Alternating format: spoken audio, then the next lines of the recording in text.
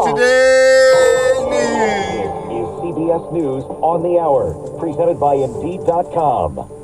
I'm Monica Ricks in New York. New York Republican George Santos is out on bond after pleading not guilty to 13 federal charges today, including wire fraud, money laundering, and lying to Congress. CBS's Scott McFarland has more on what that means. The feds are alleging here is that this congressman fleeced his donors and fleeced taxpayers using donor money to enrich his own personal shopping and his own personal life, and took tax money he wasn't entitled to by accepting or seeking unemployment benefits federally subsidized through taxpayer money, even though he was employed and earning an income. But Santos has vowed to clear his name. Now I'm going to have to go and fight to defend myself. The reality is it's a witch hunt. He also refuses to resign. Migrants are gathering along the southern border now ahead of Title 42's expiration tomorrow. That's when new regulations go into effect that would disqualify migrants from asylum unless they request refugee status in another country along the way. Pastor Mike Smith has been welcoming them in Brownsville. Because of that uncertainty, people that are on the Mexican side of the border, some of them are choosing to stay and wait, and some of them are choosing to know, let's go now, because we don't know if it's going to get worse. Till then, Border Patrol's getting back up. President Biden is slamming Republicans who he says need to get on board and raise the debt ceiling. They're literally, not figuratively, holding the economy hostage by threatening to default on our nation's debt. Mr. Biden's in New York today. He says the consequences of not taking any action could threaten livelihoods and destroy the U.S. economy.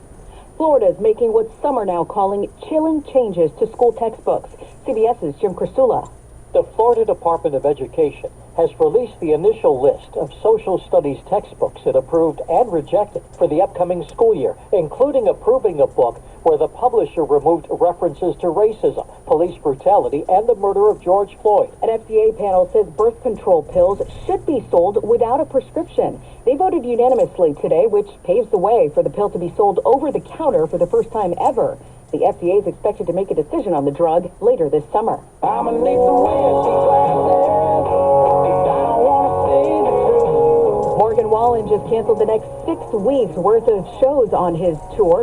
He said he wasn't feeling well after performing a show in Florida, and he got checked out.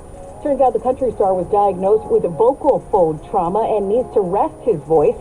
If he doesn't, doctors say he could cause permanent damage. Wallen has not mentioned when or if he plans to reschedule any of those missed shows. This is CBS News. Well, that's today's news. Today's news. I didn't hear any good news, did you? I didn't think so. I guess it's all about perspective. The glass is half full. Well, as always, I'd like to thank you again for coming along with me on these Dash Cam News adventures. You know the drill. Peace, love, and all that hippie jazz. Bye-bye, everybody.